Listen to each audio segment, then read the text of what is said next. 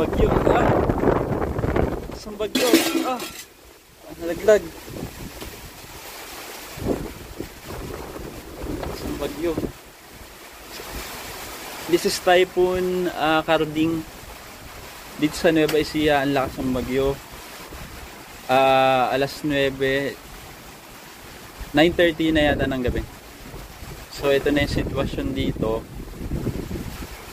Tinanay kong lumabas para ipakita sa inyo kung gaano kalakas yung bagyo.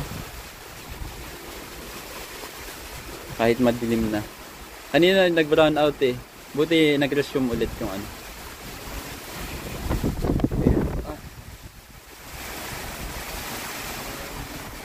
Takot. Sabi. Ala, lumobo na yung ano.